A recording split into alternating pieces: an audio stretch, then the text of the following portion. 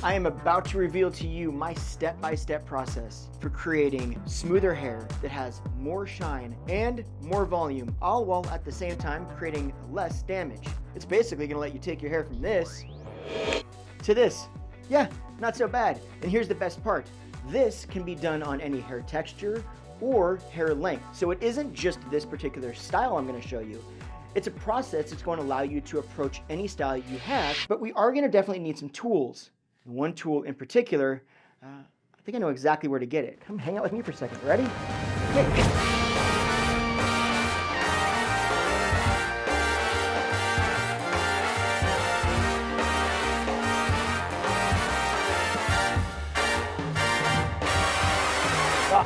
It's right over here. Come here.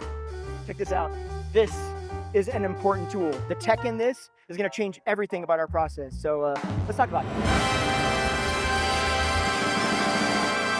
There's a very specific technique that I've used over the past 28 years as a stylist, and I'm going to be sharing that and kind of walking you through the process. But it's important that we first understand what's going on with dryers right now, because there's a little secret that honestly no stylists are talking about and you need to know. I can't tell you how often I hear people say, I don't want to use an iron on my hair, or I don't want to get color on my hair because it's so damaging, not realizing that because the way dryers are actually made, they are far more dangerous to your hair than both of those things in many cases. So I'm gonna walk through why I actually am a big fan of the Laifen Swift dryer and why I'm using that today, because there's some tech in this that is gonna help you out a lot. It's important to know that these techniques are gonna work with any dryer you use. I'm choosing to use this one on purpose, and I think you'll understand more in just a second. So when we dive into the process step by step on how we actually achieve more volume, more shine, and less damage. The first thing you're gonna do, we've already wet Deanna's hair down, so this is gonna be very similar to you actually being at your house, you get out of the shower and you towel out your hair. The consistency of moisture here is extremely important. This isn't by accident. I see a lot of clients that will get in the shower, they get out of the shower, dry their hair, wrap it up, and then start to do things like makeup or whatever before they actually start the drying process. The first thing we wanna do while your hair is evenly damp is start to apply any sort of product you're gonna use for root lift. So we're gonna throw a little product in her hair. If you notice, her hair is not dripping wet, okay? If it's too wet, you're just gonna dilute the product more. But it's also not dry and then wet inconsistently. It's an even amount of dampness. This way it actually distributes the product evenly throughout the hair. And that's a key factor. A lot of people will take a product such as this, where you're using maybe a foam or a gel, they'll put it in their hands, and basically what they do is go straight to the roots, because this is where we want root lift. But in reality, that's just one small part of creating true volume. True volume is created by root lift, bend at the mid shaft, and still holding some of that bend through the ends. So subsequently, we want the product to go through the entire hair shaft. So that basically means that I'll put this, starting it in her roots, and then I'll actually take a comb or like a brush like this, and I'll brush it all the way through the mid shaft and ends to make sure that it's distributed evenly. If you have it just in the root area and you just get that root lift, those mid shafts are gonna fall flat and you're just gonna have lift, but not actual shape. And there's the difference. So we'll comb some of this through her hair so that we get a nice distribution. And then once we've done that, we're gonna start the drying process. And this is where Laifen and the Swift come into serious play here. So first of all, there's multiple different attachments that you can use, but using an attachment is extremely important. So before we start to dry her hair, we're gonna make sure that we have an attachment on the end of this so that we're not just blowing air randomly everywhere. We need to control where that air is going. And the best way we can do that is to use one of these attachments. So I'm gonna use this one at first. Okay, there's different ones that I'll be using through this process and I'll show you. Now this particular attachment is going to allow us to direct the airflow, but it's not quite too precise. It still allows us to get a lot of airflow out of the dryer and still get it going in the right area, basically. Now, one thing that you wanna be aware of, and the reason I like this particular dryer, is the airflow you're getting out of this is massive. We're talking about 110,000 rounds per minute. That is a lot of pressure coming out of a dryer, which means that it's super efficient. I don't know if you used the blow dryer that I used in the hotel this morning. I'll tell you right now, I'm not entirely sure there wasn't a squirrel blowing through a straw in the other side of that thing. It took me like an hour to get my hair dry, you know? At first, I'm gonna actually start with a high heat. Now, high heat on the Swift, which is designated by this red ring, 176 degrees Fahrenheit. that's actually not as hot as a lot of dryers. And that's important too, because the amount of air pressure coming out of this is giving me enough to get it dry without excess heat that's just there to try to dry things. Historically, dryers used to be very, very cool, but by comparative today's standards, but they just used a lot of air pressure to start getting things dry. Then over time, the air pressure didn't become as important. It became getting it hotter and hotter and hotter. That's where it becomes extremely dangerous, and I'll talk more about that in a little bit. But the first thing we're gonna do is use this air pressure to start getting our hair dry. I'm actually gonna have Deanna walk you through this process a little bit on her own, because I wanna show you from your perspective what this is gonna look like. So first we're gonna start by tilting her head completely forward, okay? And this is what you would do at home. She'll start by blow drying this hair down. You can use a brush if that's easier for you, okay? Can we just also notice that I'm still let this run and it's not so loud that you can't hear it? You can hear this audio great, right? You can. This is 59 decibels at its loudest from being at its highest speed, which is still very quiet, which is extremely nice actually, when you think about the fact that many times that little motor is right next to your ear when you're drying your hair. We'll comb through it just to get the tangles out, okay? So I'm gonna give this to you for a second. Now I want you to start just getting the moisture out, just get your hair dry. Okay, now there's something very important happening here that a lot of people are missing. Notice where that airflow is going. That airflow is not going up the shaft, that airflow is going down the hair shaft. This is doing a few different things. One, when she brings her hair back off her face the way she's gonna style it, this is gonna start lifting those roots up off the scalp. And by doing that, it's gonna help her encourage volume. But more importantly, that airflow is pointed down the shaft, so it's not pointed directly, I'm gonna move this the wrong way, at the shaft, or even worse, up the shaft. You see what this does already, right? So we wanna keep that pointed down the hair shaft to help smooth that out. This will also seal the cuticle down, and if it seals the cuticle down, you're gonna get more shine out of it. Most importantly, I told you that this is about minimizing damage. And this technology in this dryer is minimizing damage. But the functional way she's using it right now is really minimizing it. If this is pointed down the hair shaft like this, it means that you're not actually creating a heat stress point right at the hair shaft. You go home, you take your blow dryer, and I want you to go like this, and set your blow dryer like that, and it's gonna get very hot very quickly. If you do this, you're gonna realize that it's not nearly as hot, and you can hold it there a lot longer. That's what we're trying to do with the hair. We're doing this down the shaft, not at the shaft. Doing this will, especially if you have a dryer that's hotter than this, will damage your hair, and in fact, can actually just snap your hair off, break it off immediately. So as we're drying it, okay, we're getting the moisture out. So we basically want to get it about 90% dry now. And then we'll actually move this dryer and start using the medium heat with a different attachment when we start using the round brush.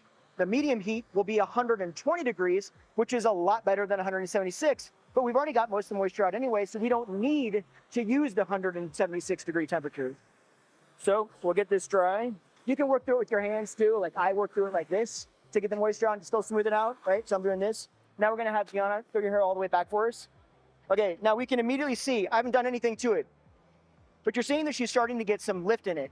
But if you notice, the lift that she's getting is only in the is only in the roots. It's not actually in the mid shafts. And the problem with this is root lift, but it doesn't create shape. Her hair is still very flat on the side. It's very straight and just kind of lifeless, right? So not only have we not smoothed it out yet, but we also haven't really got any bevel or true volume that's creating volume where we want to create volume to accentuate what you want to accentuate about your face. So the way we're going to achieve this is starting to move into a round brush. So I choose to use this size on longer hair because it gives me enough control to get bend, however, not so big that I can't get control out of it, or so small that it just kind of creates a curl, right? So we're going to section off her hair. Now, I could use this attachment, and it would be a little bit more controlled than not using this attachment.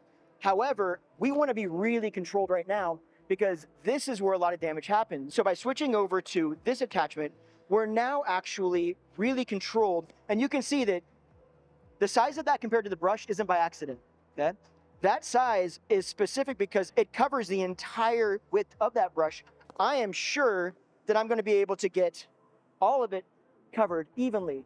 So now we're talking about, when I move down to 120 degree temperature on this, we're talking about 120 degree, so lower temperature, but very concentrated and very specific. And that's going to allow us to control the amount of damage that we're dealing with when we're actually drying this.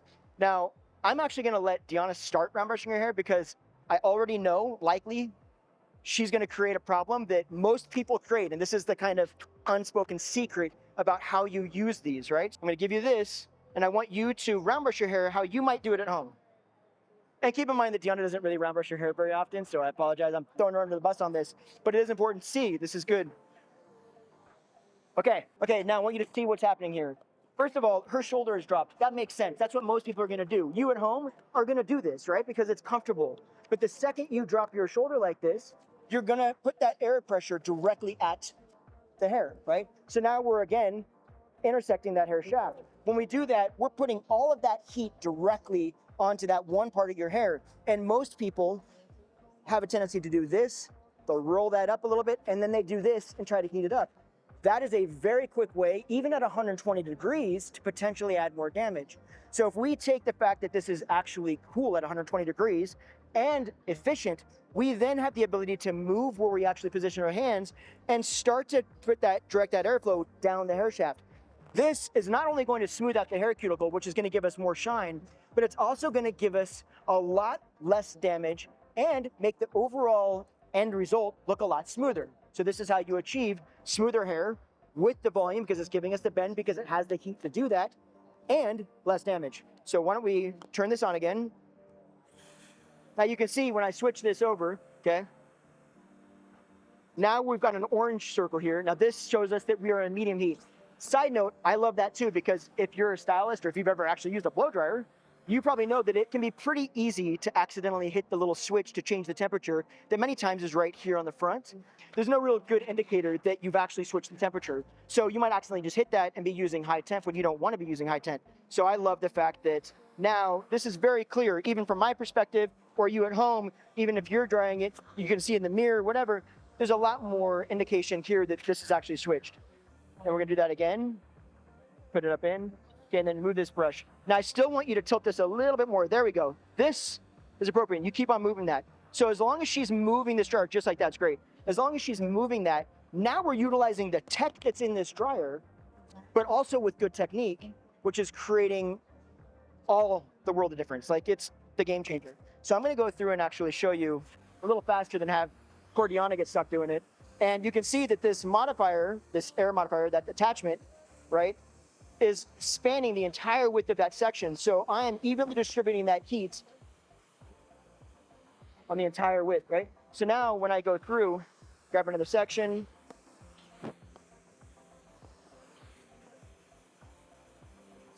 I'm going over the ends. I spend a lot of time on the ends because the ends are what's gonna make it look smooth. If you can smooth the ends out, that's gonna make everything look a lot more polished. This dryer is actually monitoring the heat. So it means that this is actually making sure that that temperature is actually 120 degrees 100 times every second. Having that is actually extremely important, because then we know that we're not sitting on 50 degrees 1 minute and 200 degrees the next. There's not gonna be any sort of discrepancy in that heat delivery, which means that the potential of damaging is way less. If it gets too cold, it's gonna require way too many passes to actually create the overall look. However, it gets too hot, we're gonna be finding ourselves in a world of concern of it actually just, I mean, I don't just say damage, literally breaking off your hair, which people don't realize it can do. So by switching over to the medium heat, now there is one thing that we wanna pay attention to. When we get up to the top, like up here, right? So you gotta think basically anything that is above your recession line. So your recession line starts like mine. Mine's pretty pronounced, you can see that, right? So right up here, and it goes basically back around to what we call the occipital bone in the back of your head. That's right here, okay? So this line, everything above that, we wanna lift up away from the scalp.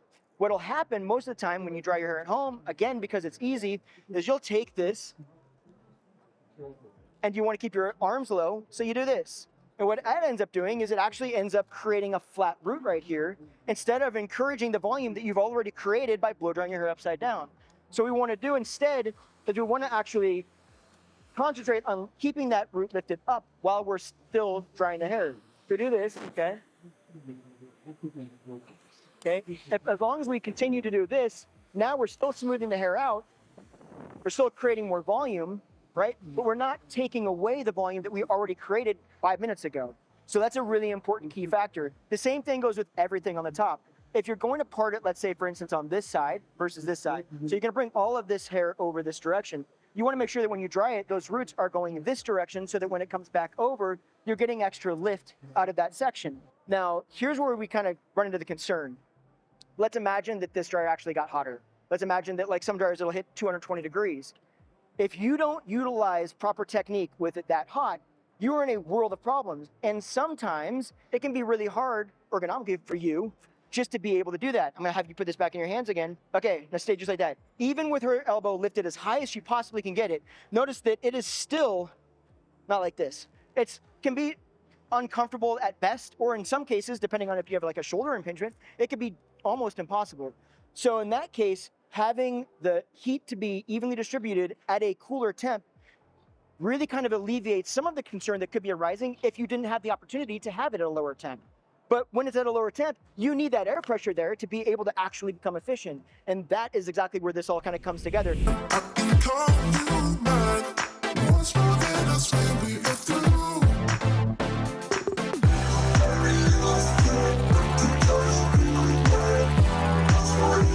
And that is how you create more volume while also giving your hair more shine and actually creating less damage. I want to say a huge thank you to Laifen for letting me hang out with them at CES and yeah, show everybody their awesome dryer. I'm a huge fan. If you want to learn more about it, make sure you hit that link in the description so you can check it out. And there you go.